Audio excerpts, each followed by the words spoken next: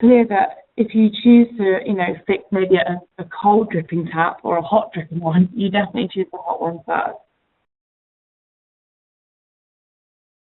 So taking this example of dripping taps, you can see how the cost can easily mount up, especially if you're not using your water efficiently.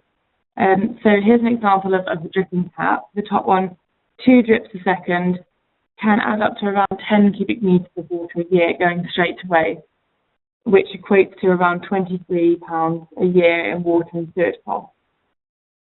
But if this tap starts breaking into a stream, then then your water going to waste can add up to around 31 cubic meters a year, which is £75 in water and sewage charges going straight to waste. You're not even using it.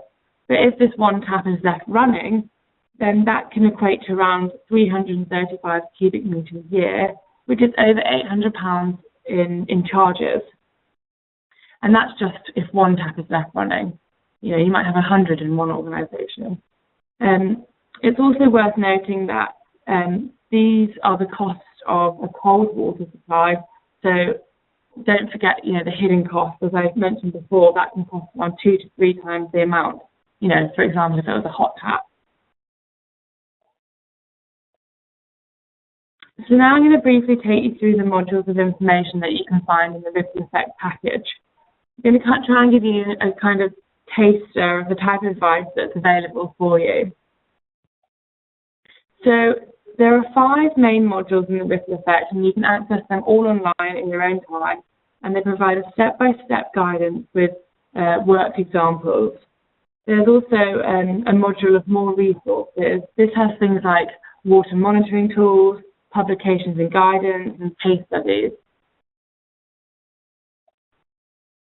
So where do we all begin? So the first step is to check how much your business is actually using. What is the consumption? Module 1 in the Rippleffect helps you to understand how much water you're using and where you're using it. One of the most important factors of water efficiency is metering and monitoring. By regularly reading your meters and interpreting your bills, you'll start to understand the main areas of water use, and this will help you to identify any anomalies such as leaks. Module 1, it shows you how to map out your water use, and it includes many examples such as an office water use, hotels, manufacturing sites. So there's something that can relate to all organisations. The key points to remember about your billing data is check the time period of your water bill, and also look at the meter serial number. Make sure it's the same as your meter that's supplying your building. If your bills are based on estimated readings, then you need to compare your meter readings with your bills. And also other things to look out for are check if you're being charged in pence or pounds, and also sometimes your sewage charges may appear on a trade effluent bill instead of a water supply bill. Once you have an understanding of the volumes and the quantity of water that you're receiving on your site, I recommend that you take the time to map out your water use. It helps you to understand where the costs are arising and how much you're actually using. So essentially, what you want to check in first instance is, do your bills match with your expectations? To answer this, you need to develop what's called a water balance. This is essentially what goes in must come out somewhere. So I'm just going to show you how to develop your own water balance for your site. So as you can see here, this business has 3 distinct areas of water use. The laundry and washroom, in the middle is the factory, and then the shop and the canteen.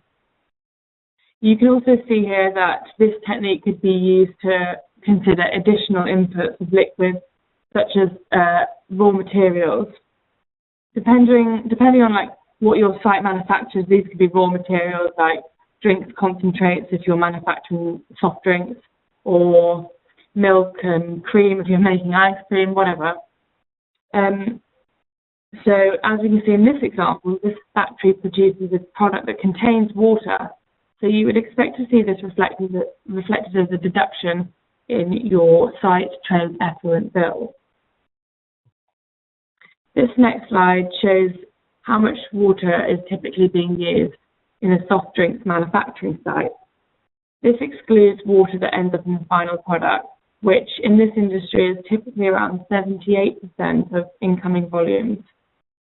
Aside from the water that ends up in your product, here this chart shows where else the water could be used on site. When you're developing your own balance, you've got to consider all areas of water use and calculate the quantities that are being used. And then you can add this detail to your balance. And don't forget things like domestic use or cleaning of your equipment.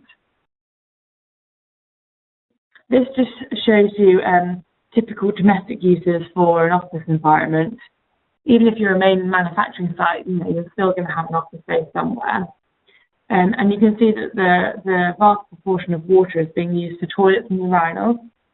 So this would be a good place to start, and it'd be a good opportunity to make some reductions. Once you've considered how much water you're using on your site and where, you can build this into your own balance, and this helps you to identify priority areas for efficiency improvement.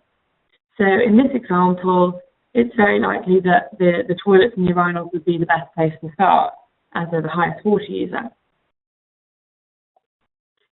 So once you've got an understanding of your water use on your site, you can identify areas to target, prioritise your water and cost-saving opportunities. Module 2 helps you to do this, and it's also got a long list of water-saving devices, something that could suit any organisation, and Module 2 helps you to decide what device would suit you. I just want to take a few seconds to introduce you to the water technology list. You may not have heard of it before, but this is part of the Enhanced Capital Allowance Scheme, which provides financial incentives to businesses that purchase water-efficient equipment. The scheme provides tax relief on purchases of water-efficient products that are on the list. So the main benefits of this is basically it reduces the payback period of investment in water-efficient devices. For a product to be on the list, it has to meet certain requirements and standards. And this list is constantly being updated each month with new technologies that are out there and the newest products. We currently have around 3,000 products on there across a number of different technologies.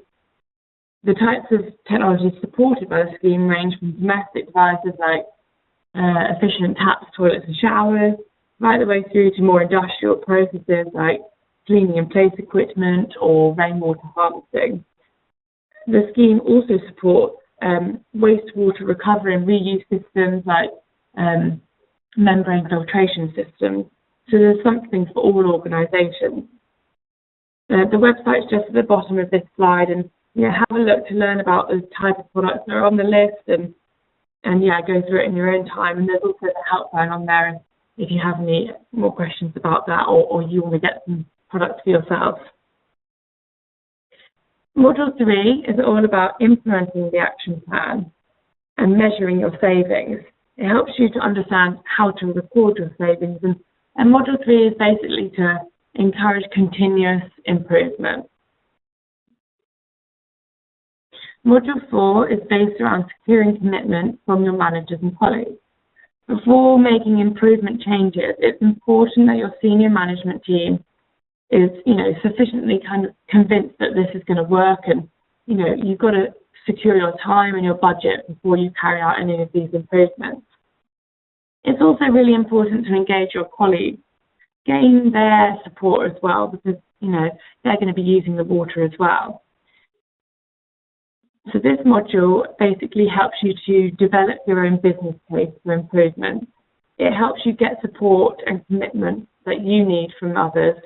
And also, it helps you to develop a communications and implementation plan, and helping you to raise awareness of what's going on, and also just general motivation and staff training.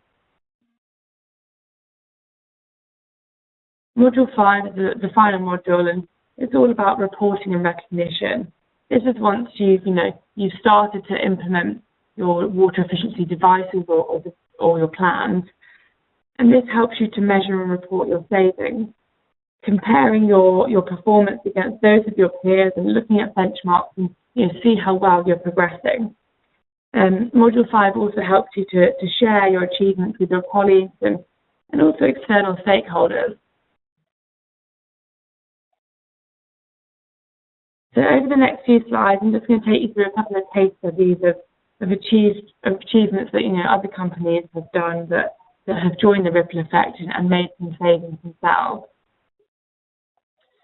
In the more resources within the ripple effect, there's some video case studies which focus on water efficiency practices.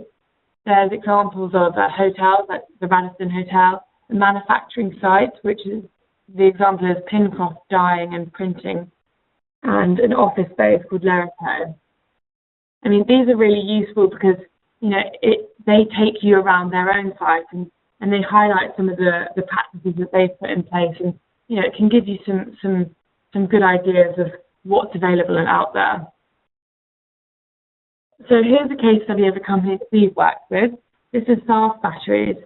They joined the Ripple Effect a couple of years ago, and they're based in South Shield. They manufacture high-performance lithium batteries. And this is a great example to really demonstrate, the cost savings and environmental benefits that can be achieved by monitoring water use regularly.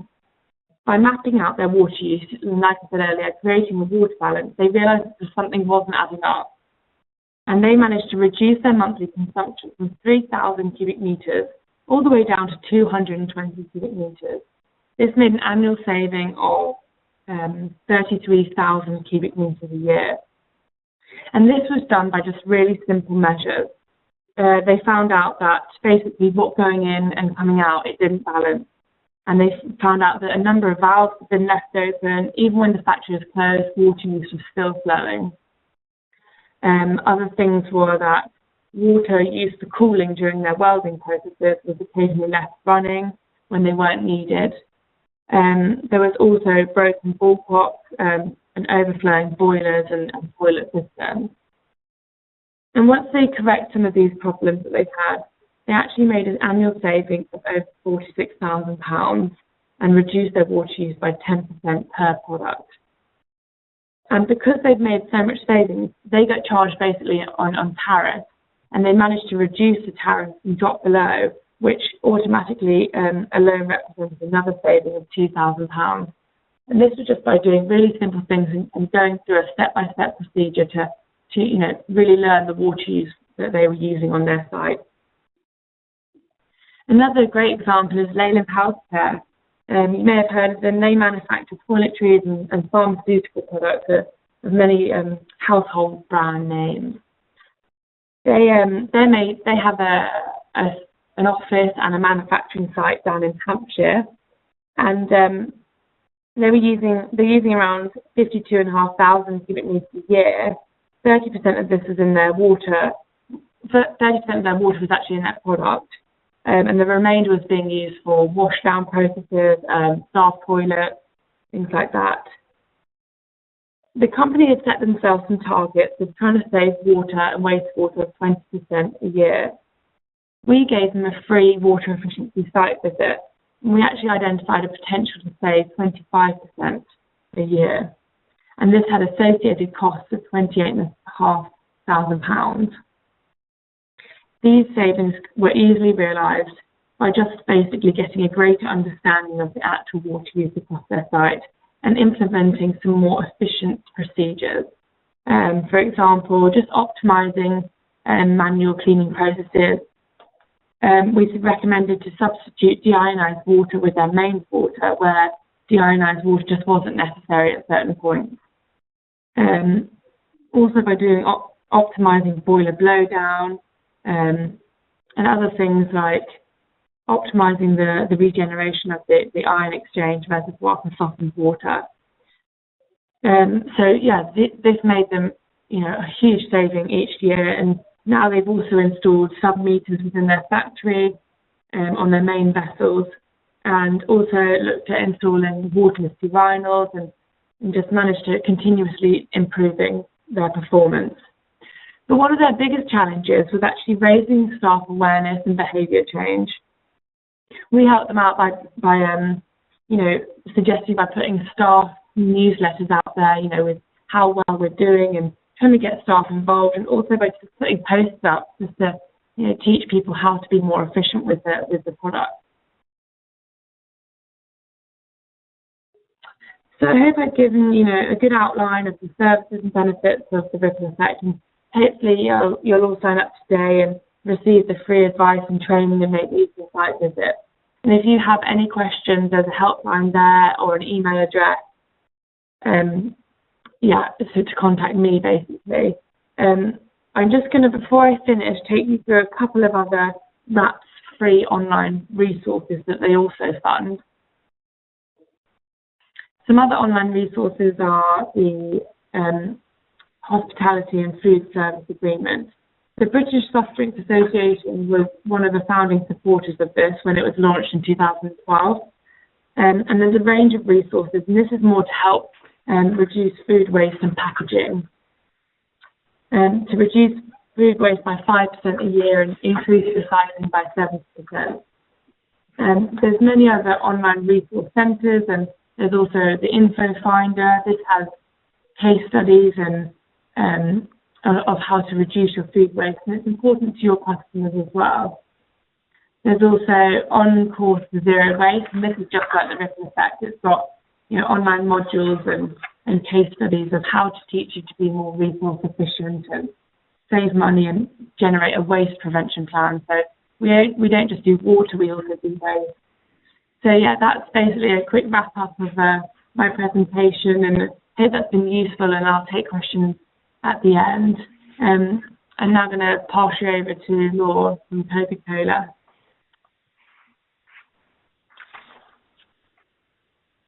Thank you very much, Imogen.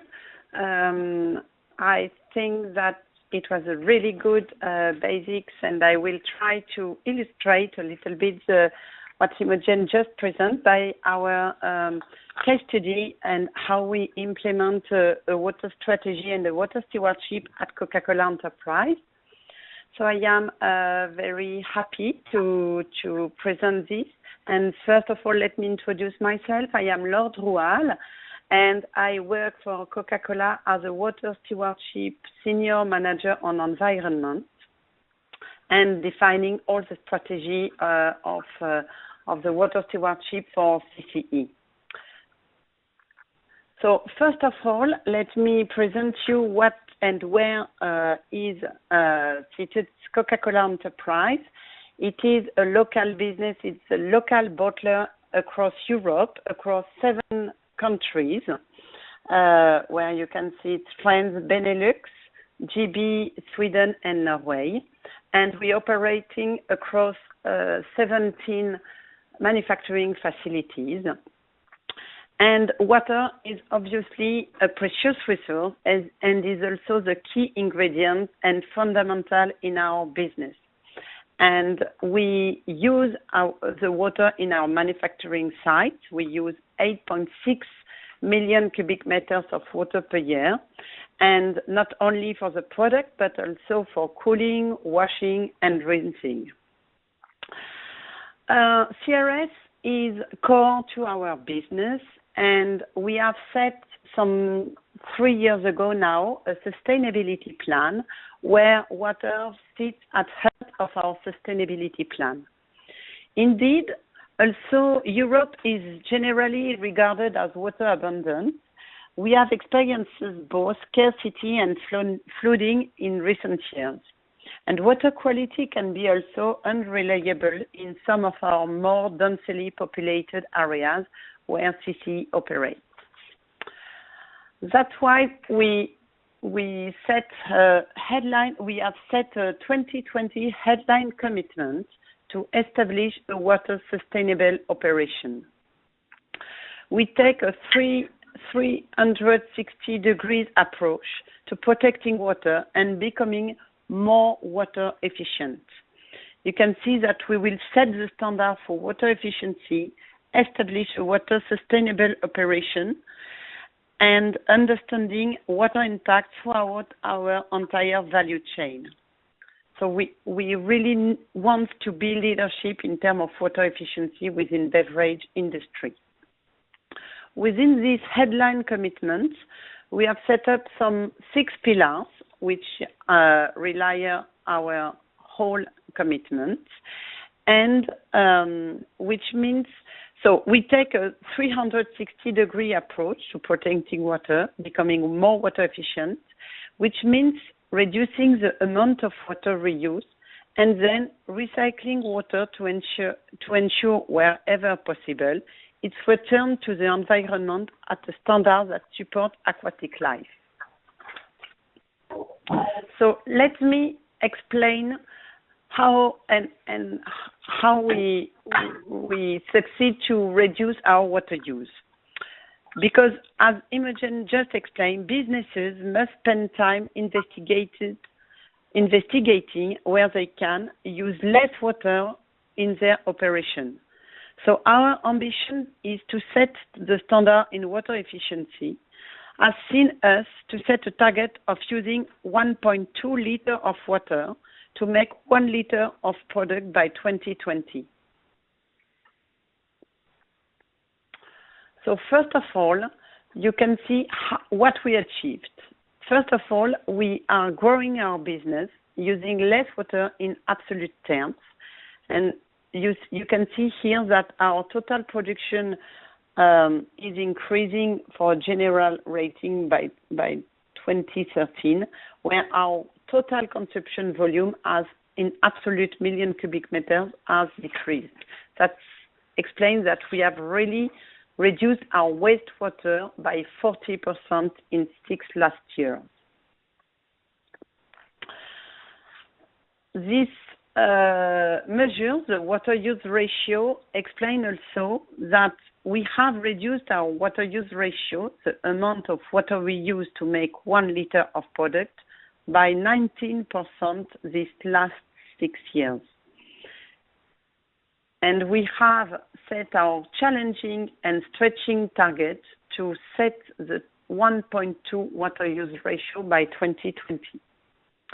So let me explain how we succeed in reducing our total water use, and through different programs we have implemented across our manufacturing sites. So I will present several initiatives. Thanks to them, we have reduced our absolute water use and achieved a low water use ratio. First of all, the monitoring and targeting system. This is an initiative that helped us to monitor all the environmental data within our factories in real time. This including electricity, gas, air consumption, but of course water as well, in the main all production equipment. We use flow meters and electrical meters with sophisticated online software that are linked to our metering system and obviously to the machine and the production. In 2011, we equipped one pilot plant, Dongen in the Netherlands, with a full system, and we plan to roll out this through all of our plants in the coming years. Of course, many of our sites are already equipped with meters, such as in French plants, but also almost all of our sites in the UK, and we will add the software in the coming year.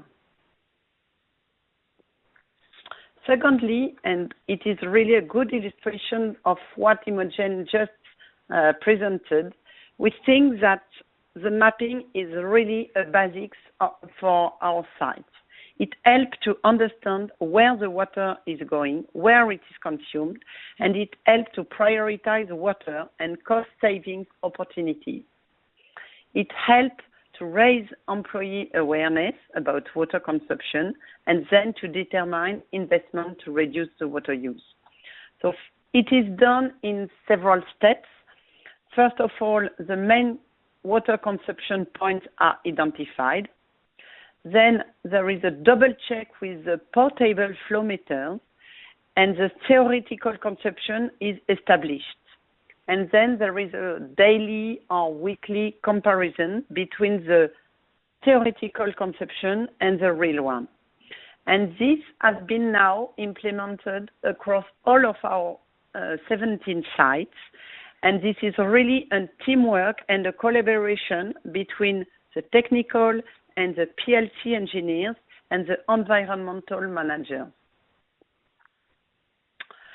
Secondly, let me present a program that was developed as a corporate level and that we implement across all of our sites. This is called the Water Saver Tool and Water Efficiency Program. It has been developed by the Coca-Cola Company in partnership with WWF, and this toolkit has been developed specifically to help bottling plants to conserve water. We began to develop this toolkit 5 years ago, and the project has now been completed in all of our CCE sites, but in more than 50 Coca-Cola plants worldwide. And it includes a database for benchmarking and best practice tracking. So this helps to really define the main water consumers, to highlight improvement opportunities, and then finally to help calculate financial savings.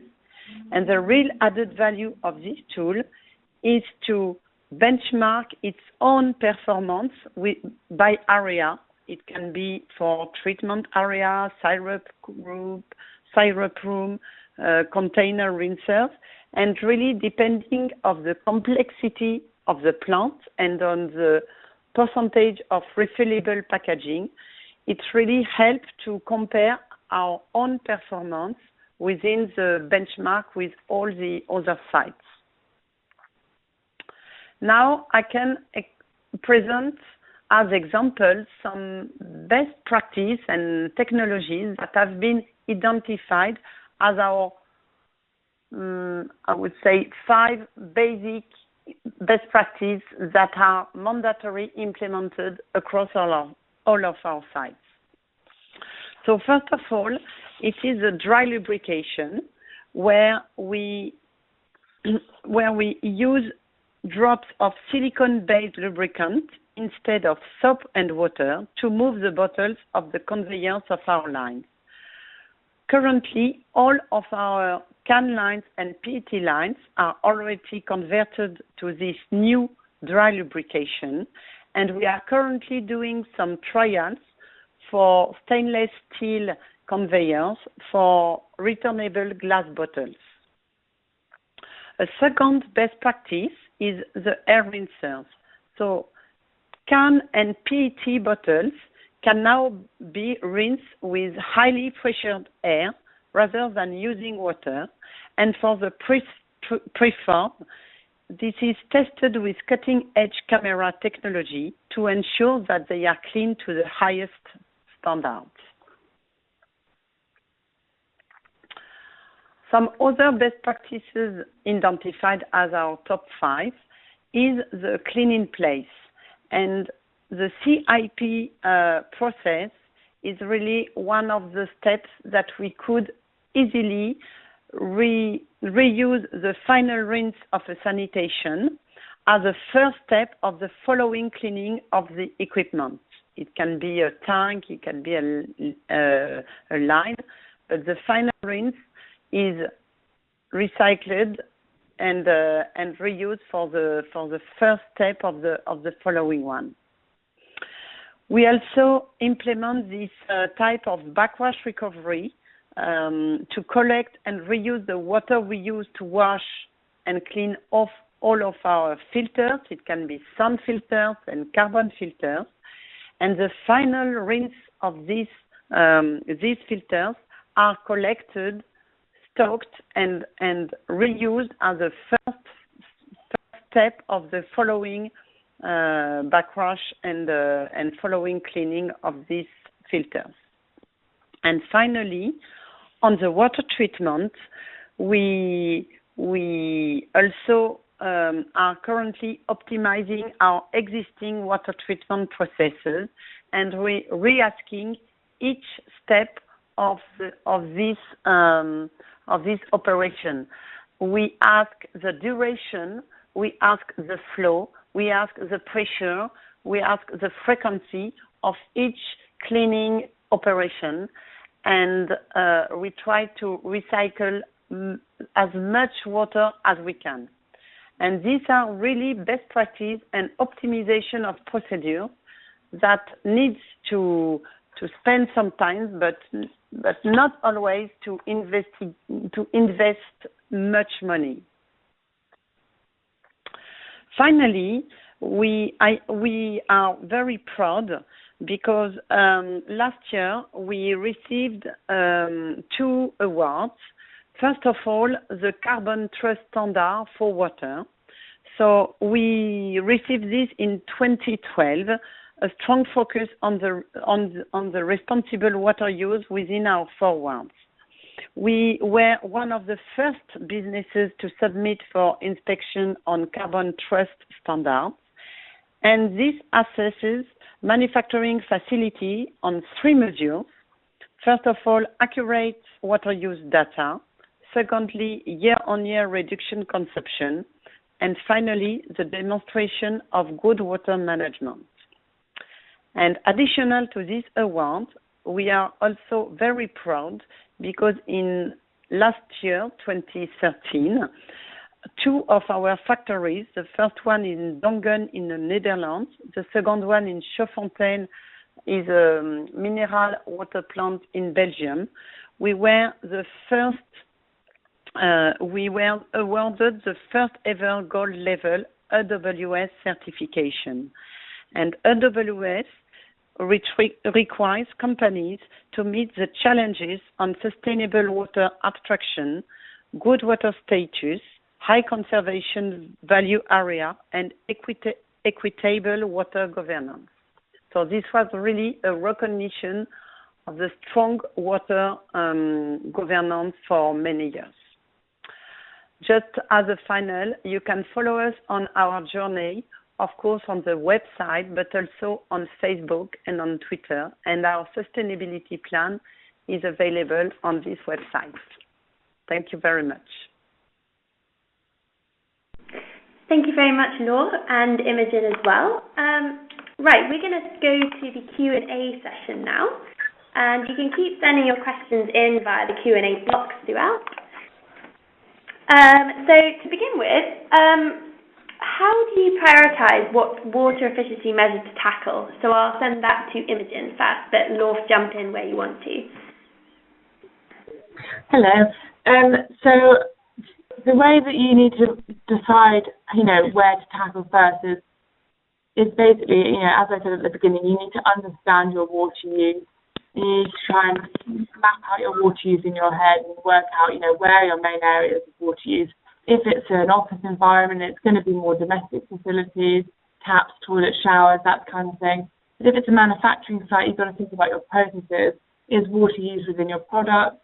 That kind of thing. Do you have cooling towers? And sometimes it helps by actually walking around your site to see if, anything jumps out at you that you didn't think about before. Laure, have you got anything to add? Yeah. Thank you very much for your question. Yes, indeed, I really focus this 10 minutes presentation of some example of best practice and on water efficiency. But of course, we are more than conscious that our footprint is not only on our manufacturing site, but is also across our entire value chain. And some years ago now, from 29, we have assessed the water footprint of our products. And we understand that all this reduction made in our plant, in our direct manufacturing operation, represent only a small percentage of our water impact and water footprint. So we understand we understood, and we have some different value to assess the water footprint of our product, and it can be another topic to present the result of that. But thanks to that, we know that the impact is more on the raw materials and the sugar. And to tackle the challenge for water availability, we have done several things, and especially to take into account the watersheds and the water abstraction of our sites. As I just explained, each of our sites have completed a source vulnerability assessment, which is a hydrogeology study, and a source water protection program, which is a proactive mitigation plan or action plan to reduce the risk in terms of water supply for the coming years, to ensure that we abstract water on a sustainable way. We have also, as I just present on our water stewardship strategy, we have also set a commitment on replenishment, and we set the commitment that we will replenish the amount of the water that is used in our beverage where it is sourced from areas of water stress by investing in community-based water programs. And to answer this challenge, we have done a 3-year partnership with WWF in UK to make some programs to restore some river restoration in the River Nar and the River Cray, and you could have some more information of this program, and to also help and enhance the discussion on the national policy in UK. So we are really much involved with WWF to take all this challenge and to move this forward. Thank you very much, Laure. I've got another one for you. So someone's asked, how does Coca-Cola ensure that all plants or sites follow and comply with the processes and standards they have set up? Of course, we have set up this implementation and this strategy, and to ensure that it is well understood and well implemented across all our sites, we have some dedicated resource on the site. So in each site, we have some team on environmental, and then we have some countries responsible, and then we have some central function which European roles such as mine and some other on energy, on packaging.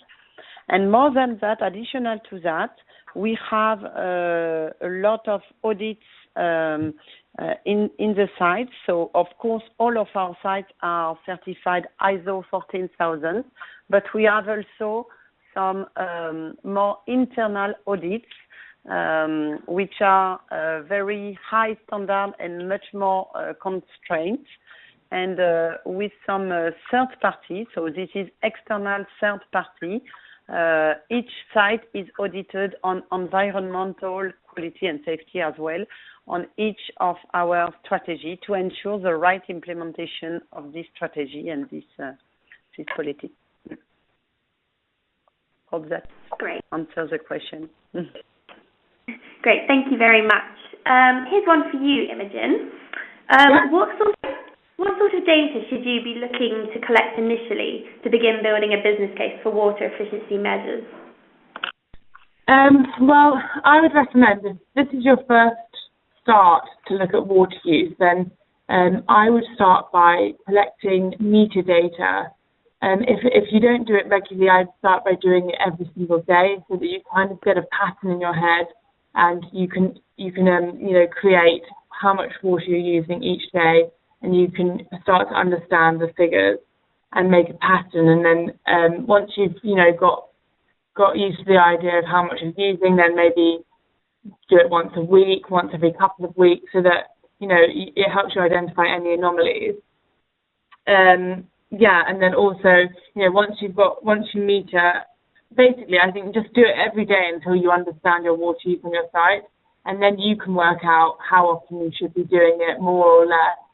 And also always compare your meter readings with your billing data, because sometimes your bills are based on estimated readings, so they're not always as accurate as they could be, and could be being charged more. Sorry, I can't remember what else you asked me. Do you want the question again? Yes, please. So what sort of data should you be looking to collect initially to begin building a business case for water efficiency measures? Okay, I would just recommend as much meter data as possible so that you can show your incoming water supply, and once you know how much, the quantity of water you're using, then that's when you make a water balance and try and work out if your billing data, matches your expectations of what you should be using. And then once you've got, as much data as possible, it's all about metering and monitoring, regularly recording your readings, and then you can work out your target areas. Great, thank you, Imogen. Okay, another one for you, Law. So does Coca-Cola reclaim water from wastewater, i.e. reverse osmosis, etc.? And if so, how far does this go? So, sorry, can you repeat the question? Sure. So do Coca-Cola reclaim water from wastewater, i.e. reverse osmosis, etc.? And if so, how far does this go? Yes, from wastewater, actually, it's not really what we call the wastewater. For the moment, all our backwash recovery and recycle loop are really from relatively clean water because we rinse the bottle. So it is really to reuse this kind of water. For example, when I talk about the water treatment, it is really the final rinse and the final step of rinsing that we reuse for the first one of the following cleaning, or the rinsers of bottles. It's really to reuse this water, but it is chlorinated water. Actually, the wastewater, which is completely at the end of the process of wastewater, we have only one plant in Ghent in Belgium that is reused after a reverse osmosis system to reuse the water. So this is currently still in, I would say, in piloting phase. But this helps us to save 35,000 cubic meters per year, where we reuse this wastewater to some usage such as cooling or pasteurization. Great, thank you. And we've got another question for you. Yes. So, when easy water reduction projects have been implemented, saving or reusing water may seem less attractive from an economic perspective. How do you then balance water reuse and investment? Yeah, this is really a good question, because I think that we face always this investment and return on investment challenge and question. And by the way, I have received another question about what is the cost saving for CC using air rinser as opposed to water for rinsing packaging. And I agree that sometimes the price of water is so cheap that we need really to find some process to invest on some projects that won't maybe have a high return on investment.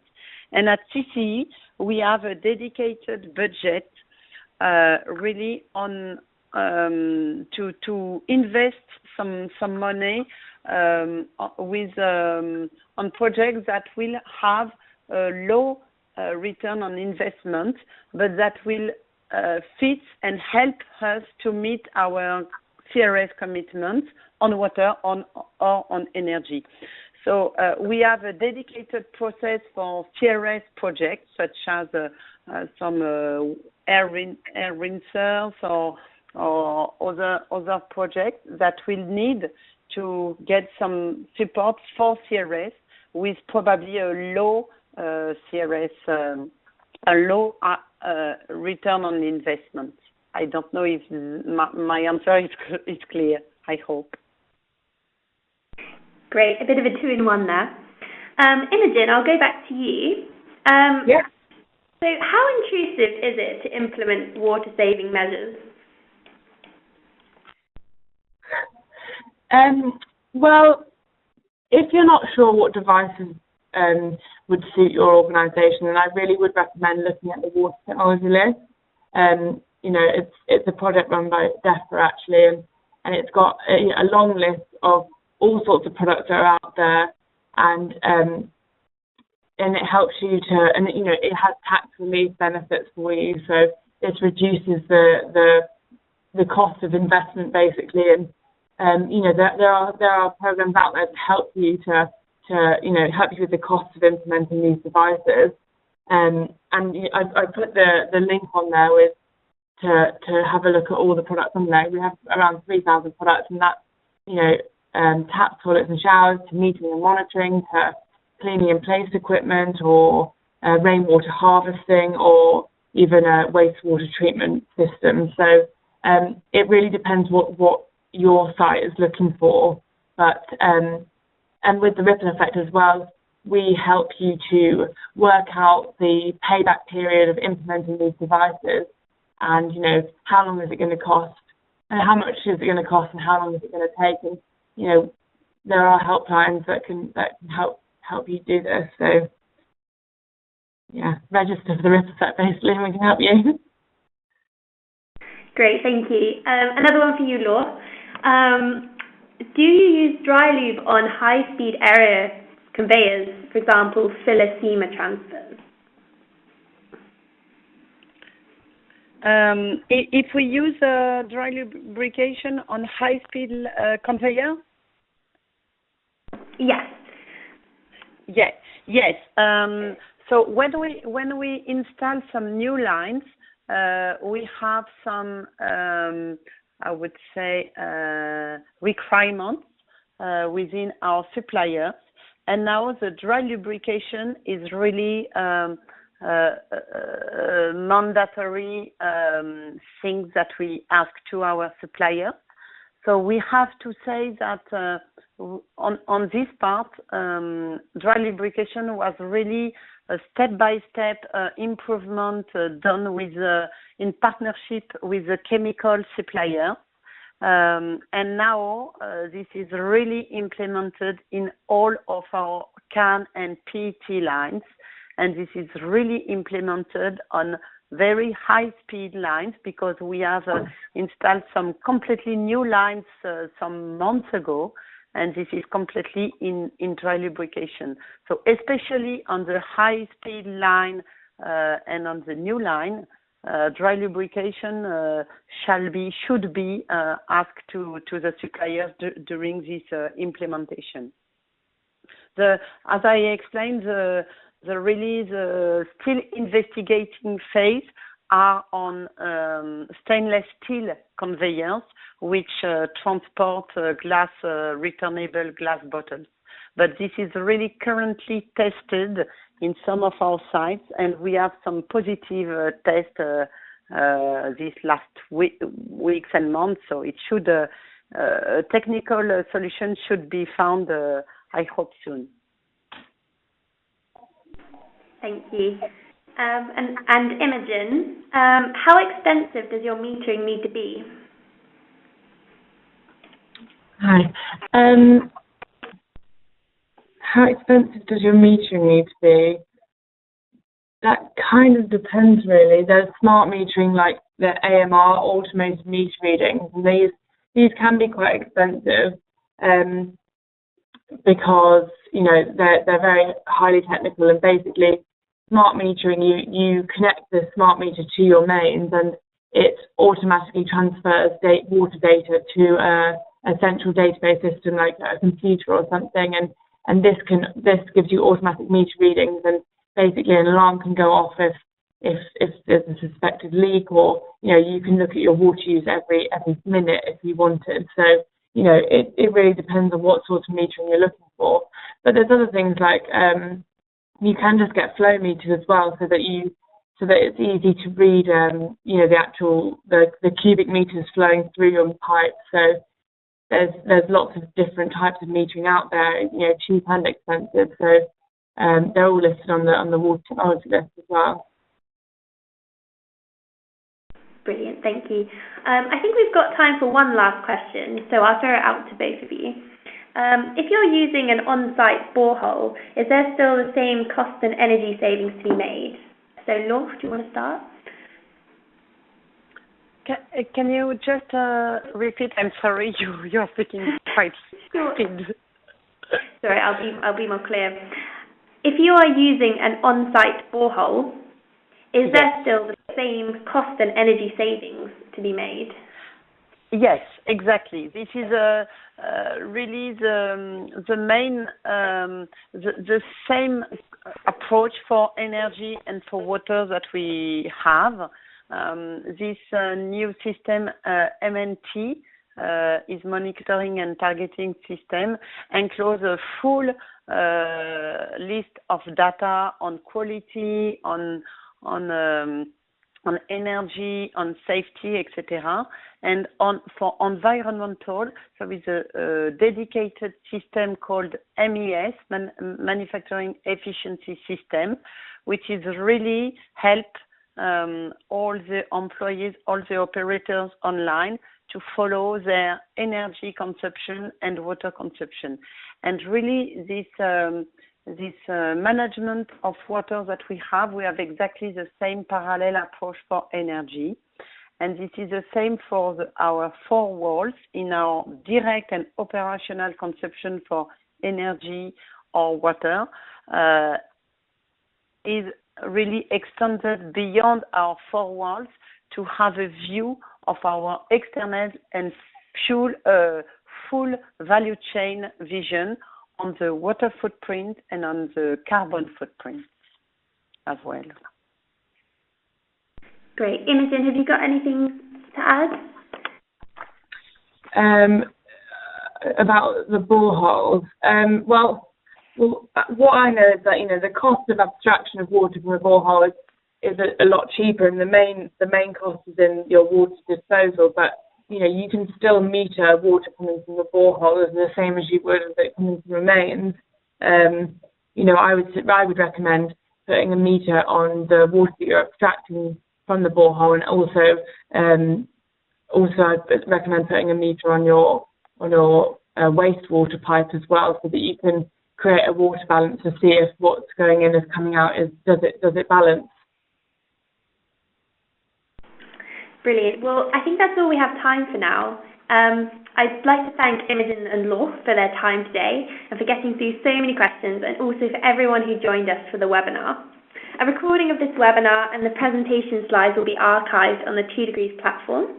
So I hope you found today interesting and useful, and that you'll be able to join us in the future for further webinars. Thank you.